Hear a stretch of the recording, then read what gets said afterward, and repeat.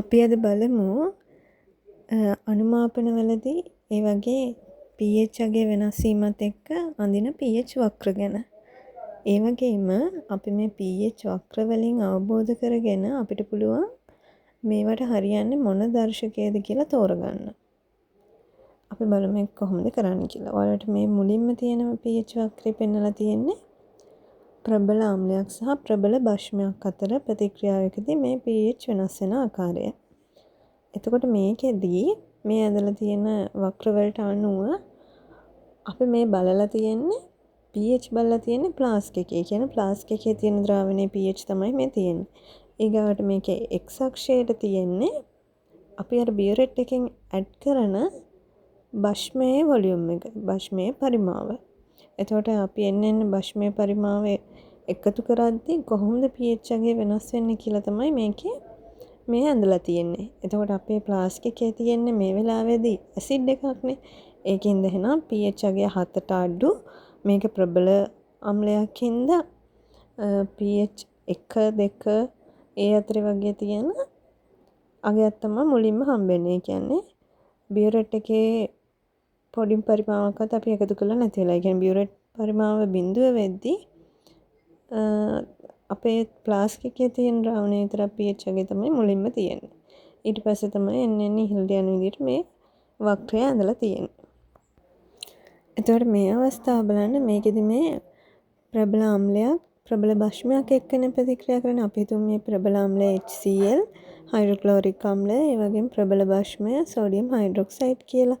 අන්න ඒ වගේ අනුමාපනයක් කරද්දී අපිට මෙන්න මේ ක්ෂණික ශීඝ්‍ර වැඩිවීමේ ගත්තම ඒකෙදි වර්ණ විපර්යාසයක් දෙන දර්ශක ඕනම එකක් මේකට අපිට භාවිත කරන්න පුළුවන්. එතකොට මම මෙතන අරන් තියෙන පිනොප්තලින් ගත්තම ඒකේ වර්ණ විපර්යාසයක් දෙන්නේ pH 8.3 10 අතර වගේ. ඊගාට මෙතිල් ඔරෙන්ජ් ගත්තම 3.1 4.4 වගේ. එතකොට මේ ප්‍රස්ථාරයේ ක්ෂණික ශීඝ්‍ර වැඩිවීමට මේ දෙකම අගේ පරාසයන් අයත් වෙන හින්දා අපිට මේ ප්‍රබල ආම්ල ප්‍රබල බෂ්ම වලදී අපිට මෙතිල් ඔරෙන්ජ් හරි පිනොප්තලින් හරි ඒ දෙක භාවිත කරන්න පුළුවන්. දැන් අපි බලමු දුබල අම්ලයක් ප්‍රබල බෂ්මයක් එක්ක ප්‍රතික්‍රියාව. හරියට අපි හිතමු දුබල ආම්ලය ඇසිඩික් ආම්ලය, ප්‍රබල බෂ්මය සෝඩියම් හයිඩ්‍රොක්සයිඩ්. එතකොට ඒකෙදි අපි දන්නවා දුබල ආම්ලයක නම් pH අගය පටන් ගන්න 3-4 වගේ අගයක් අතර තියෙන්න ඕනේ. එතකොට මේ තියෙන ඒ ෆ්ලාස්ක් එකේ නම් මුලින්ම තියෙන්නේ pH 3 වගේ අගයක්.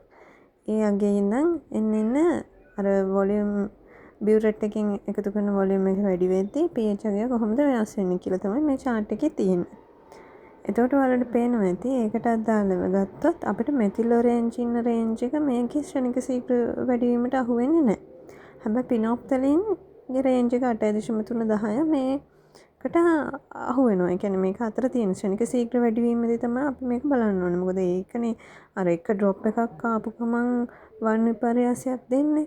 ඒකින්ද අන්න ඒ අතර ක්ෂණික ශීඝ්‍ර වැඩිවීමේ අතර තියෙන pH වර්ණ විපර්යාසයක් දෙන pH අගයක් තියෙන දර්ශකයක් තමයි අපි හැමතිස්සෙම දාල ප්‍රතික්‍රියාවට යොදාගන්නේ. එහෙනම් අපිට දුබල ආම්ල ප්‍රබල බෂ්ම එක්කදී අපිට මෙතිල් ඔරෙන්ජ් දර්ශකයක් විදිහට ගන්න බෑ. පිනොප්තලින්ම ගන්න පුළුවන්. දැන් අපි බලමු ප්‍රබල ආම්ලයක් දුබල බෂ්මයක් එක්ක ප්‍රතික්‍රියාව. හරියට හයිඩ්‍රොක්ලෝරික් ආම්ලයයි ඇමෝනියම් හයිඩ්‍රොක්සයිඩ් බෂ්මයයි අතර ප්‍රතික්‍රියාව වගේ.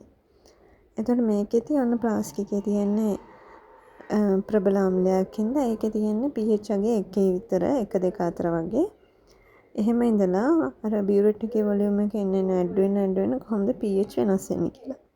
එතකොට ඔයාලට පේනවා ඇති මේකේ ක්ෂණික ශීඝ්‍ර වැඩිවීමේදී පිනොප්තලින්ගේ පරාසය හම්බ වෙන්නේ නැහැ. ඒ කියන්නේ එහෙනම් මේකෙදි පිනොප්තලින් අපි ෆ්ලාස්ක් එකට දාලා තිබ්බයි කියලා පිනොප්තලින් දන්නේවන්නේ මේකේ මේ ක්ෂණික ශීඝ්‍ර වැඩිවීමත් වෙලා මේ ඉවරයි කියලා. එහෙනම් පිනොප්තලින් මේකට දාලා වැඩක් නැහැ. මේකට අපිට ගැලපෙනවා මෙතිල් ඔරෙන්ජ්. මොකද මෙතිල් ඔරෙන්ජ් වල pH රේන්ජ් එක තියෙන්නේ 3.1 4.4 වගේ. එහෙනම් අපිට ප්‍රබල ආම්ල දුබල බෂ්ම ප්‍රතික්‍රියාවකදී ගැලපෙන දර්ශකය වෙන්නේ මෙතිල් ඔරෙන්ජ්.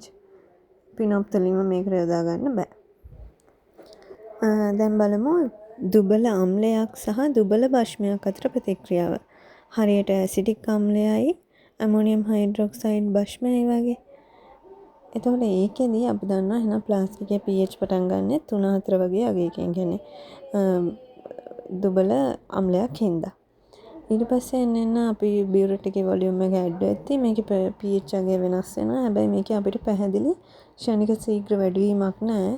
එහෙනම් ඉතින් අපිට මේකට මෙතිල් ඔරේන්ජ්වත් පිනොප්තලින්වත් භාවිතා කළ වැඩක් නැහැ. අතර මේ වගේ දුබල අම්ල දුබල භෂ්ම ප්‍රතික්‍රියාවලදී අපිට දර්ශක මේ රේන්ජ් එකට ගැලපෙන දර්ශක නැහැ පාවිච්චි කරන්න.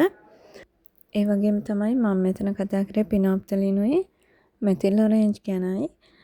තව තියෙන දර්ශක ගැනත් ඔයාලට මේ විදියට මේ අම්ල භෂ්ම ප්‍රතික්‍රියා කියන්නේ දුබල අම්ලද දුබල භෂ්මද ප්‍රබල අම්ලද ප්‍රබල භෂ්මද මේ ප්‍රතික්‍රියාවේ මේ pH වක්‍රය අනුව ඔයාලට තීරණය කරන්න පුළුවන් මොන දර්ශකයේද මේ ප්‍රතික්‍රියාවේදී ගැලපෙන්නේ කියලා. තව දර්ශකයක් තියෙනවානේ මෙතිල් රෙඩ් ඒ වගේ ඒවත් හිතලා බලන්න කොහොමද වෙන්නේ කියලා.